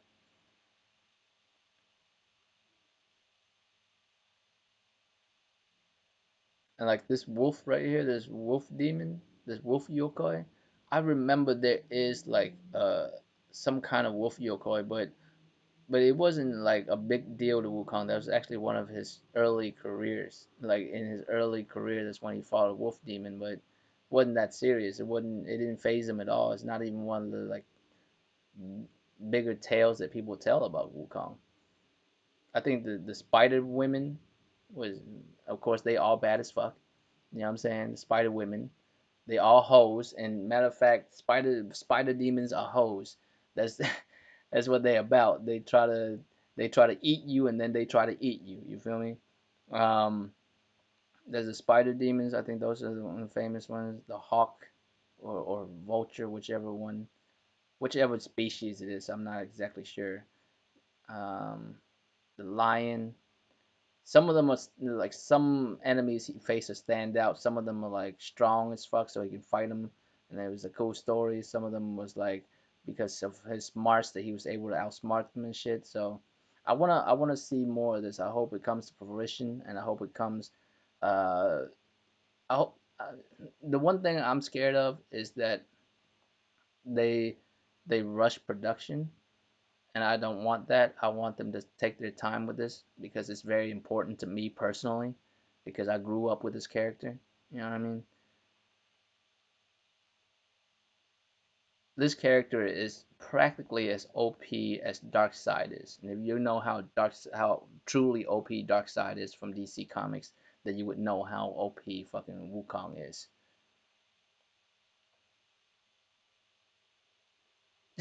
He's stupid as fuck, Ruda. I ain't doing all that. Um, there's even like Yoko is like I don't think Western people like that don't have a lot of knowledge about Eastern culture in general understand yokais, that well. Like yoko could be anything. It could be even a dead body coming back to life, like just a corpse.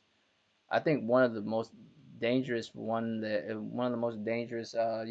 Wukong faced was actually a corpse, a female corpse that becomes a yokoi, which also is bad as fuck. You know what I'm saying? She's also bad as fuck, but she was more like a manipulative, enemy than an actual like physical one. So I'm curious to see what's happening with this game, man. I hope it does well. Um, but we'll see what happened here in the future because this trailer looks too good. It looks so good it doesn't even look real. You know what I mean? It doesn't even look real. The animation looks way too good, especially the boss battle with the wolf, with the big ass werewolf. It's just too good.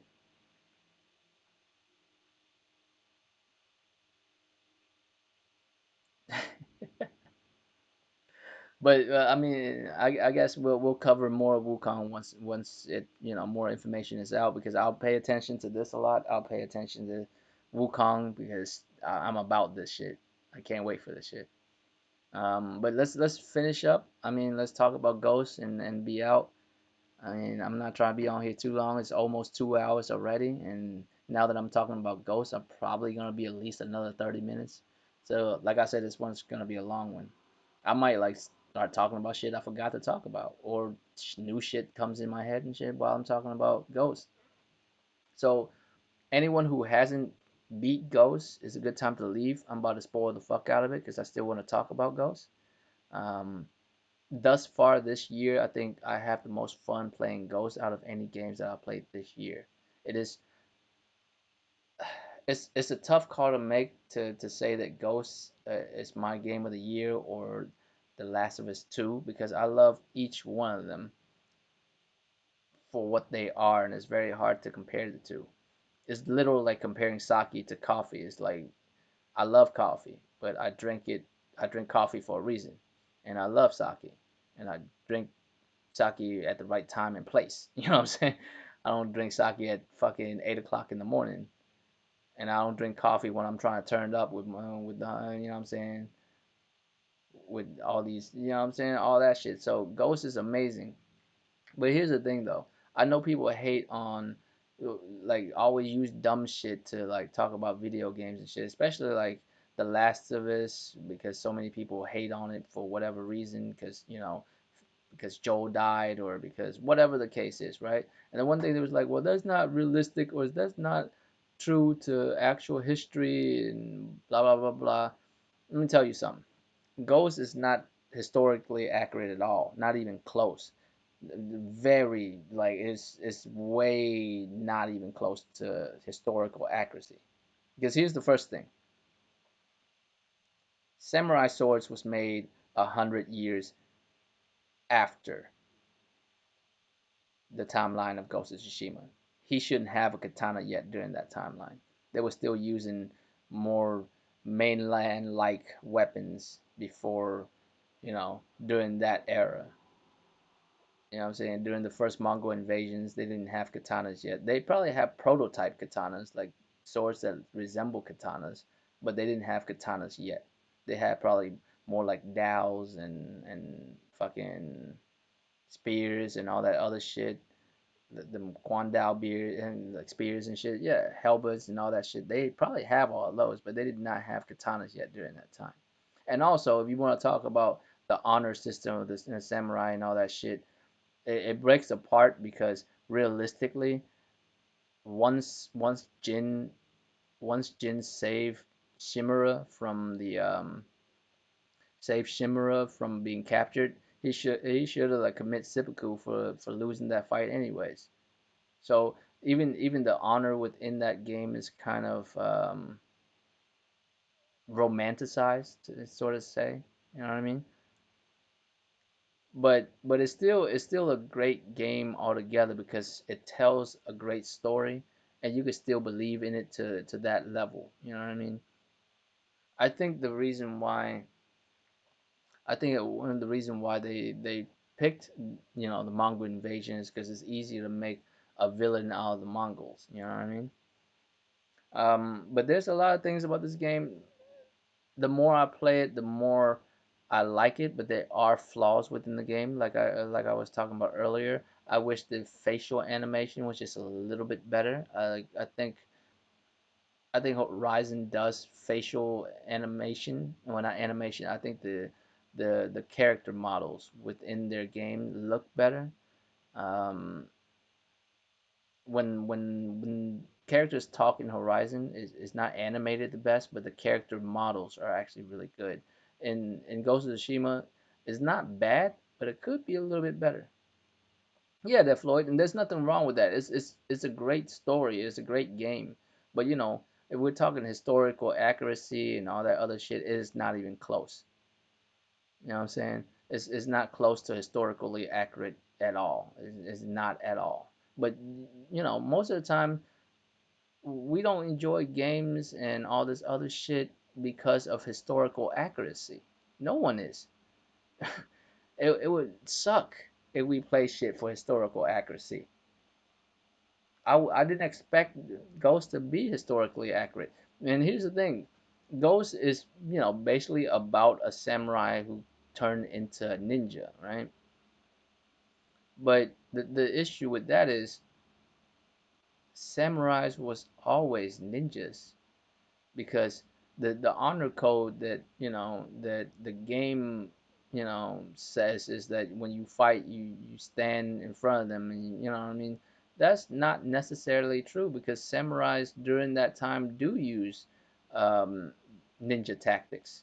Now they're not called ninjas yet. I don't think the term ninjas was really coined until very recently, within like the last 100 or 200 years. Actually, it used to be called shinobi before that, right? But they've been doing shinobi moves way before that. Like they have spies. I don't know if they do assassinations back then, but they have spies. They did practically almost everything except assassinations at the time. So the story, if it's based in history, then it all falls apart. But that it's not really about that. It's about a story they want to convey to you. It's almost like you're creating a myth, right? About the ghosts of Tsushima, and it's good. I When I was playing it, I got caught up in it to follow along. I didn't sit there and be like, wait a minute, you know what I mean? Samurai swords wasn't made yet back in the 13th century. What the fuck?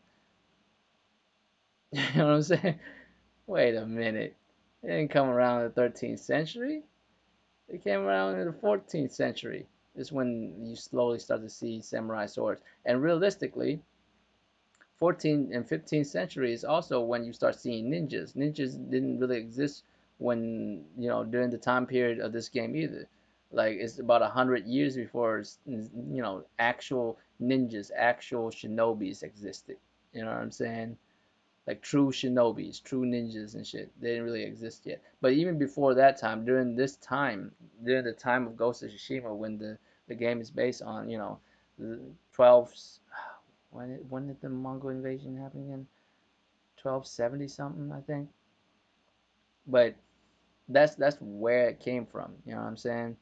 Like I played it when I played it. I didn't care. I didn't care that um, I didn't care that it wasn't accurate to history because most things isn't, and I'm fine with that. Right? I don't bitch about I don't bitch about like realisticness in a game. I just want a good story that can entertain me. And this shit did. And I want to bring it up because at the end of the game, right? So like I told y'all, man, spoilers. Y'all still here, then y'all better beat the game already. But you had the choice between honorably killing your uncle or not, or just say fuck all that honor nonsense. I'm the ghost. I'm out. I'm not killing my family, right? And you get to choose which one. And I like both endings, man. I like both endings a lot. I did both endings. I actually beat the game, and then I went back to a save moment. I think the save moments before I um, killed the Khan. So I had to go back, kill the Khan again, and then fought him again. So I did both gameplay, play. I did one playthrough, but I have a save point to where I can do both endings, right? And and I understand both endings, and there's no bad ending or good ending really. They both are just different endings because technically they're both good and both bad endings. Think about it. I mean, all Jin wanted to be Shimura's son, right? And Shimura want Jin to be a son. So when Jin killed him, right? When Jin got down on his knees and stabbed him, right? He looked them at him like a son because he, honored him in death, and that's what he wanted. So he felt like that's what you would do for me if you love me is to kill me. You know what I mean? To give me honor by death, right? So it's a good ending. Like it's sad, but it's a good ending. You know what I mean? Like because either way it's gonna be sad when you spare him, and I can understand why you would spare him because the story is about Jin. It's not about Shimura. It's about Jin and his journey, right? And by the end of his journey, he's like, "Fuck all this honor shit. I'm not gonna kill you. You my family." And it's about Jin stepping away from tradition, stepping away from, you know, everything he ever known because he has a purpose. He has a choice to, his honor is, and you can even remember when you first played the game, when you was in the tutorial spot where your uncle asked you what honor is to you, and Jin was basically like, "Oh, honor is to protect those who are weaker that can't protect themselves," and he's still doing that. You know what I mean? It's just the means of how he does it no longer matter. Like back then, he used to think not only that, but he has to do it with with honor and all that kind of shit and fight motherfuckers face to face, eye to eye, and whatever. But he's like, no, fuck all that. I'll do everything, whatever it takes to save my people, and that's his honor. You know what I mean? And he stepped away from tradition. It's about him. It's about the choices that he made, right? So that fucking ending makes sense. So I like both endings, but what do I feel like is the true ending? What is the canon ending? Um, well, I don't know it. No, I don't think it. I know it because the director of the game said that the canon is for you to spare him. And to be honest with you, I wrestled with it for a while, back and forth. Which one do I think makes more sense to kill him or let him go? And to be honest with you, I think the canon one is the right one to go. The first time I played, I killed him. The second time, I spared him. And the reason why I killed him is because I was thinking that is the bad ending, and I want to see the bad ending first so I can go back and play it through and get the good ending afterwards, right? Um, and neither one are good or bad endings. They're just endings. They're both good and bad. It just depends on how you. It just depends on how you look at it. You know what I mean? It just depends on which perspective you look at it. And that's why both endings are so good. Like the bad ending, you think is bad because your uncle's dead, but you gave your uncle everything that he ever wanted. He wanted you to be his son, and he wanted you to be honorable, and that's what you did. You call him your father, and you killed him. The honorable thing to do. You know what I mean? That is a good ending. It might be sad, but it's a good ending. And on the flip side is you didn't kill your uncle because fuck all that. You're just not gonna kill your family. And that's an honorable thing to do. To say I'm just not gonna kill my family. Fuck everything that y'all about. Y'all about this weird ass honor that y'all place upon yourselves. I'm not gonna put that on myself. I'm gonna do what I feel like is the honorable thing to do. You know what I mean?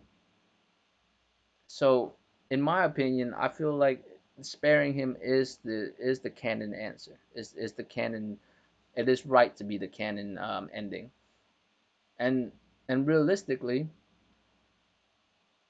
the sequel, right? Neither ending really matters when it comes to a sequel because realistically, if they wanted to, they can make it where either way, whether you kill him or not, he's already dead before the second game starts. But in my opinion, it'll probably be the dynamic would actually be better if he's still alive and he's hunting you in the second game, and that would make it the situation even more difficult. What do you do when the person who's hunting you is the only family member you have left and the one person you wouldn't kill on this whole motherfucking island, but he's on a mission to kill you? You know what I mean? I would be really down for that. I would be really down for that. But I'm cool with him dying before Ghost Part Two comes out. I wouldn't mind that either. Like I wouldn't mind if we start the game and it's like all new samurais that taking over Tsushima because all the original died on Komoda Beach, right? I would be down for that. I feel you, Corey, because I felt bad too, but I had to do it. You know what I mean? You gonna die today, Hunk. And the thing is like and I could follow the story, the game, the game story, and be invested in it, even when I know some of it is not historically correct. It's not even close.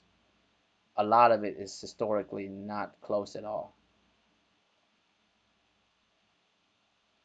But it's still a very well written story. You know what I'm saying? It's a very well written story to where I'm okay with it. And And you know what? You know what? How I feel? Like I feel like with the relationship between Jin and Yuna. I think Jin wants it. I think Jin's trying to slang dick, but Yuna ain't with it right now.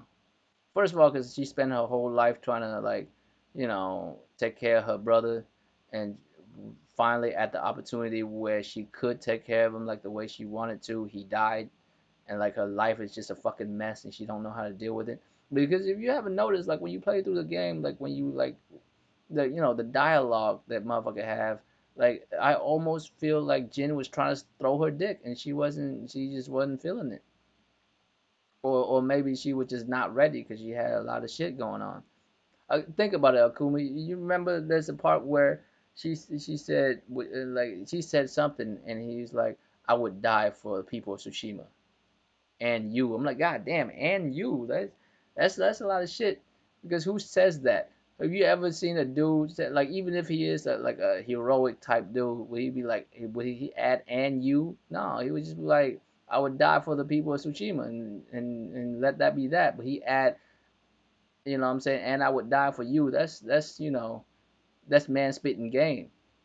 That's man offering dick right there. You know what I'm saying? And then after you beat the con and it's like, my whole life it was like this and this and now I have nothing left. And he's like, no, you still got me. And she was like, and you know what I'm saying? He was trying to slang dick again. And she was like, no. And maybe like she meant that shit. The ghost belonged to everybody because like she would never be able to have him to herself, right? Because this motherfucker's out here doing work for the people of Tsushima. Like he'll never be able to dedicate himself to anything other than that because he's a symbol now. He's the ghost. Yeah, Taka and your horse dying is sad as fuck. You know what's crazy? Like my first playthrough, I feel like the narrative was like on point too. Like I picked a white horse in the beginning of the game, named him Sora, and of course he dies. So my second horse is a black horse named Kage, and that shit was perfect. You know what I'm saying? That shit was perfect. Like I'm glad I was like so in between the black horse and the white horse at the beginning. I'm like, probably even my second playthrough, I'll play with the black horse. I'll take the white one this time, right? And 3/4 through the game, fucking horse died, and I get a new horse.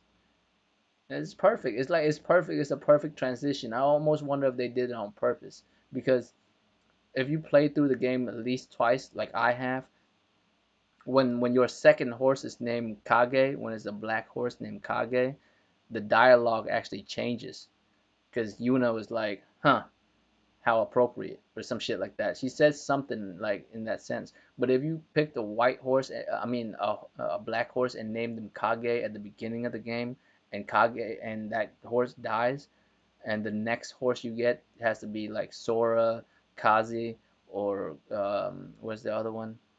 Nobu, right? She doesn't say anything. She doesn't have any other remarks. But if your second horse was a black horse named Kage, then she said that's how appropriate. You know what I mean? So I almost feel like my first playthrough was like on point with it, with the narrative and everything. But I liked it a lot. I liked the endings.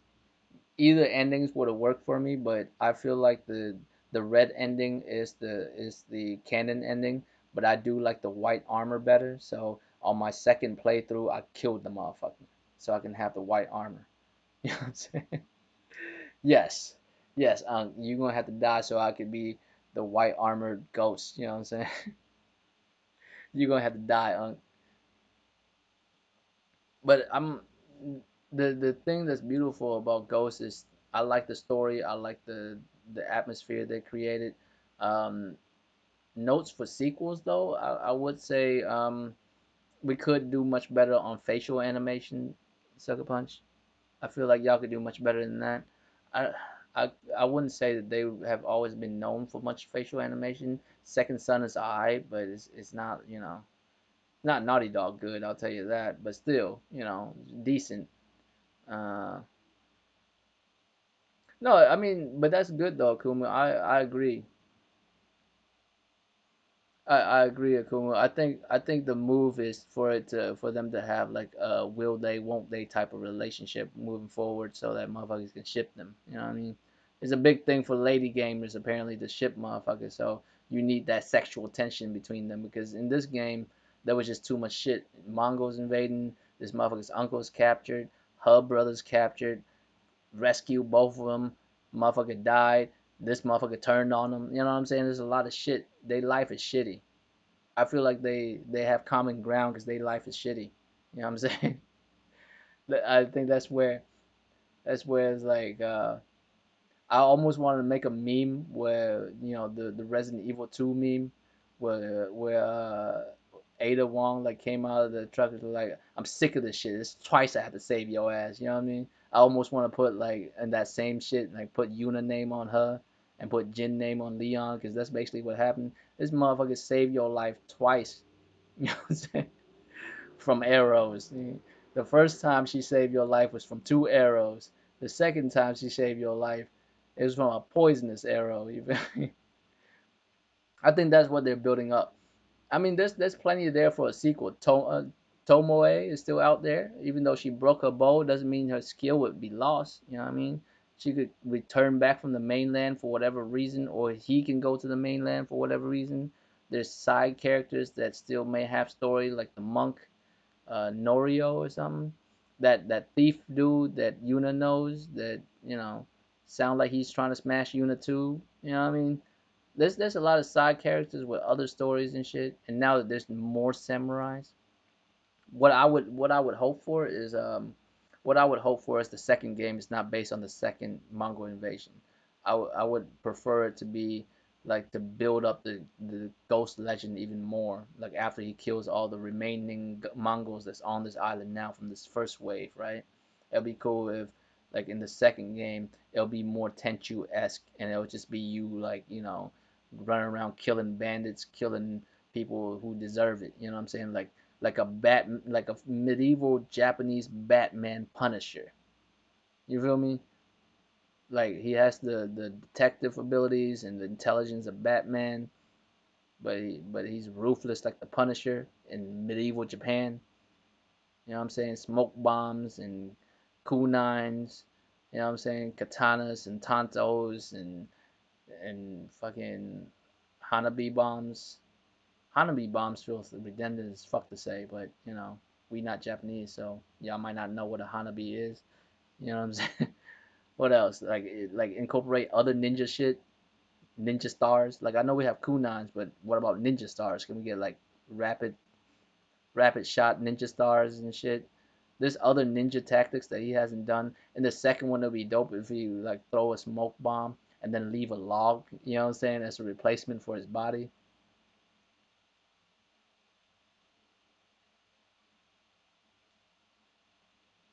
I would think that would be dope, Corey. And a cool move. Yeah, I feel like that would be dope if he's like a medieval Punisher where he does his dirt on the low, right? He's like out here still killing motherfuckers that deserve it, right? Like fucked up merchants, bandits, you know, just people who deserve to die. Like he's just out here killing them. You know what I mean? Once the story is over, right? Once the first Mongol wave is over, then he's doing that, and then the third game could be about the second wave of the of Mongol invasion. And after that, you could do it to where you have a ghost army, like a true ghost army, where you could play as other characters that learned his tactics and shit.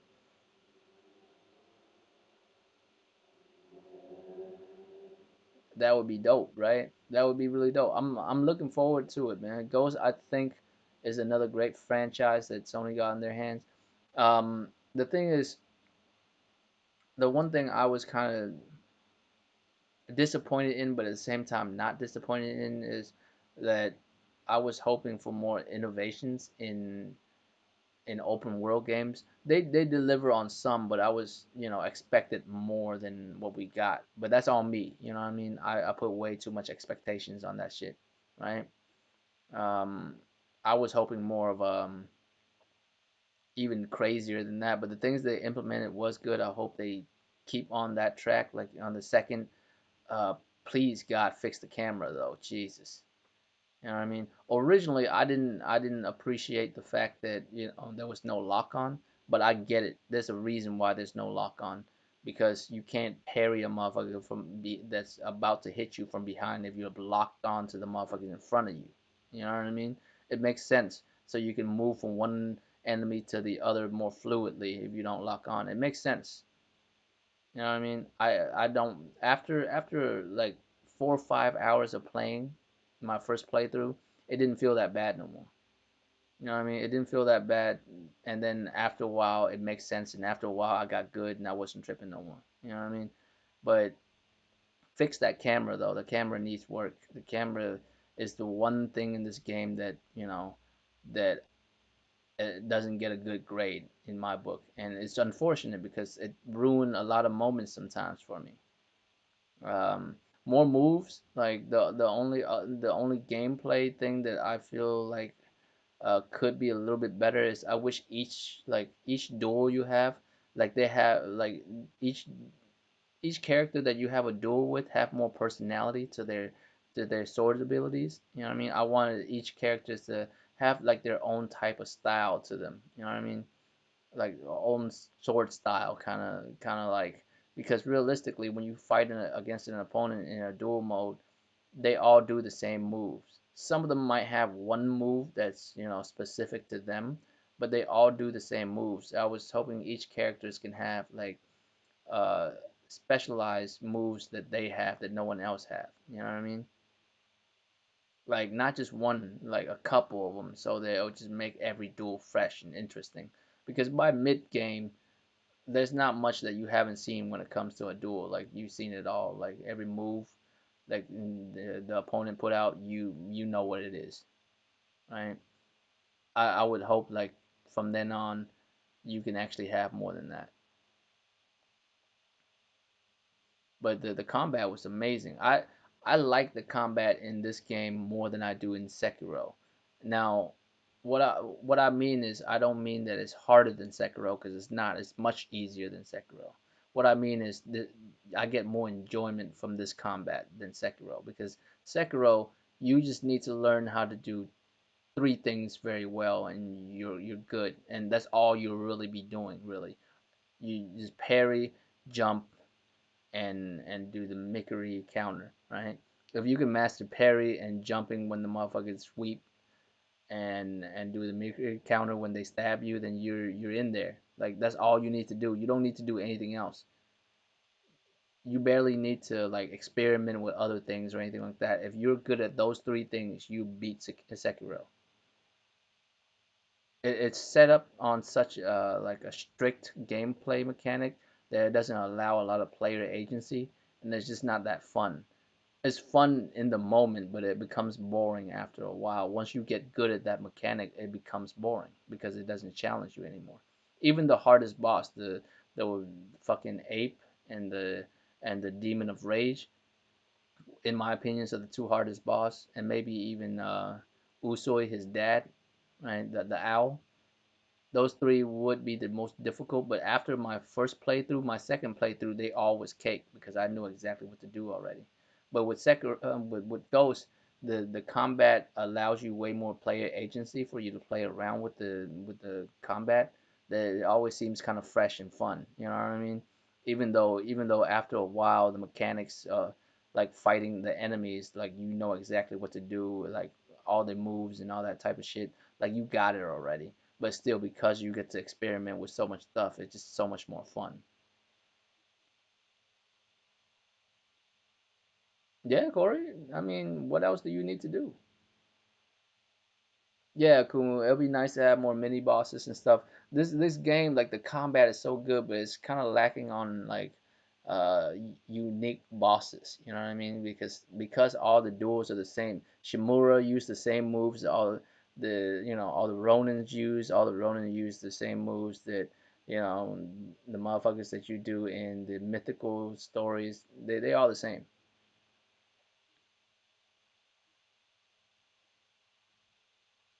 Demon of Hatred.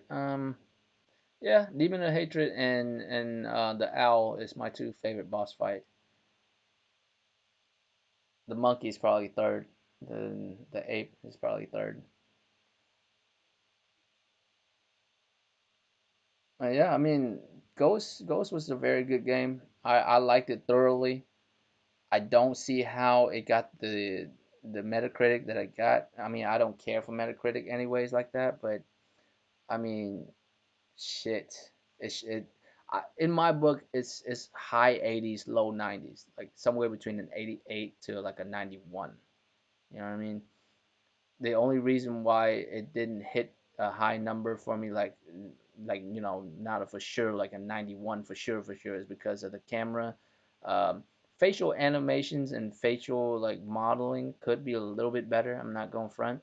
Could be a little bit better.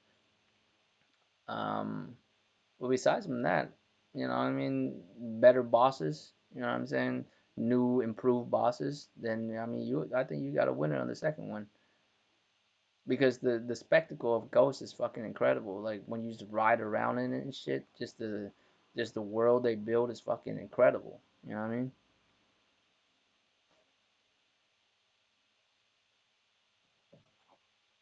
The only thing missing now is I mean, in the first game, in Ghost in the first game, you play a samurai evolving into a ninja. In the second one, I would like to see more ninja tactics, like your full fledged ghost shit. You know what I mean? Where he has like um what are those claws, like the Wolverine S claws that ninjas tie to their their brace, their wrist brace. I want to see that. I want to have like a ninja claw, you know what I'm saying? Ninja Wolverine claws on one arm or both arm, whatever the case, right? I want to see kunai with chains, right? have a kirisama, I think is what it's called. I forgot what that weapon is called, where it's a hook tied to a chain, tied to a ball. I forgot what it's called. Kishi something. God damn it, I don't know, but y'all know what I'm talking about. I want to see that. I want to see goddamn. I want to see ninja dog. I want you to train a wolf into a ninja dog, right? Because that's a thing that ninjas do. They have like animal companions and shit. And since he's the ghost, he probably by himself. He don't have no friends for real besides Yuna and a couple other people. So it'd be cool to have like a dog companion and shit. I think that would be dope. Have a ninja dog to sick on motherfuckers and shit. Um,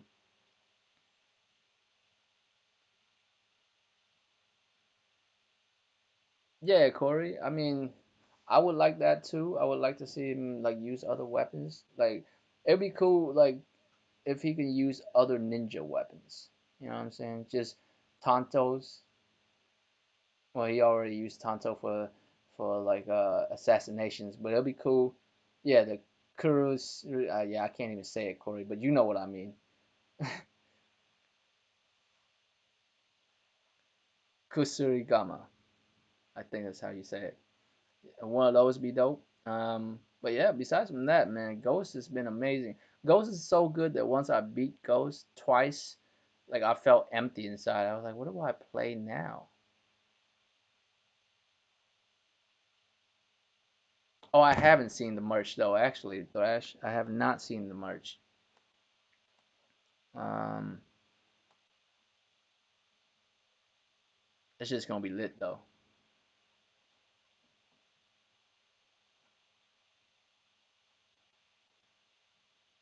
That shit is sick, actually. I'm looking at it right now. It's just nice. It's appropriate as fuck that do what you do is written above some cheeks. That seems appropriate. That seems appropriate. You know what I'm saying?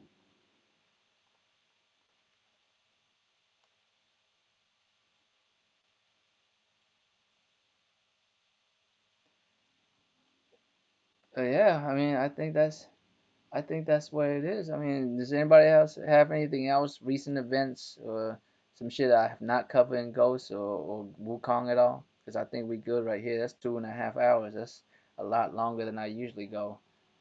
But I think we good, man. I think I covered everything I want to talk about with Wukong and Ghost and all this crazy shit that's been happening on you know what I'm saying with Xbox and all this other shit. I want to speak about PlayStation, but there's really no news for PlayStation at all. You know what I mean? There isn't really any news for PlayStation. All there are is like rumors and speculations, and I don't play that shit.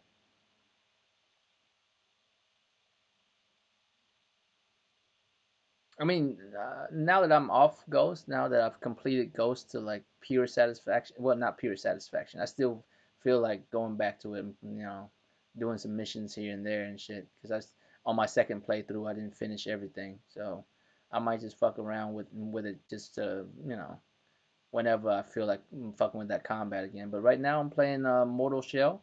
I don't know why Mortal Shell is not being talked about at all, at least not in the circles that I'm running with. It's a solid game. It's only $30. It only costs $10 more than fucking uh, Battletoads, and that'll give you way more hours of enjoyment. And I don't usually count the hours of a game to say if it's enjoyable or not. You know what I'm saying? All right, Thrash, bro. I'm about to hop off in a second here. I'm basically done. But yeah, I mean I think we out here, man. I think that's a good one for this. Good time to end the show, I guess. I'm getting tired and I'm about to hop on Discord to see what this motherfucker Thrash had to say. And after that, I'll probably play a little bit of Mortal Shell. But yeah, Mortal Shell is a good game, man. It's very Souls-like. If you like Souls game, you'll probably like it. Um, it's $30. Expect, it's worth every bit of that $30. Don't get me wrong, but expect, not from software quality of all that shit, but it's still a very good game. The the physics behind it is good. The I don't really know much about the lore because it's like a FromSoft game. You don't, it doesn't just, provide that for you. But it has enough character and also um, pretty decent gameplay for me to fuck around with it. And it's only $30, man. You want to spend $20 on Battletoads, or you want to spend $30 on Mortal Shell? I'm just saying. Just saying. Well, all right, y'all. I appreciate y'all coming out. Corey, Stardust, Jemiah was in here earlier. Garuda, um, Jamal, and them. Like, Def Floyd, of course. Akumu, she's always in here. I appreciate that. Godzilla, you know what I'm saying? I appreciate y'all coming through, man. I should be doing one next Sunday too. But if I don't do one, don't be surprised. That's just how I am sometimes. I just don't feel like doing a podcast because I'm playing video games, or I just don't feel like doing it. Like I just don't. I'm not a YouTuber. I'm just a motherfucker on YouTube, like like OBJ the Don and Sick be saying. You know what I'm saying? So, like, expect Sunday shows, but you know what I'm saying. If I don't do one, just don't be surprised. Sometimes I'm just not doing it. You know what I mean? But I appreciate y'all coming through as always. Bro Flush, Draco Rex.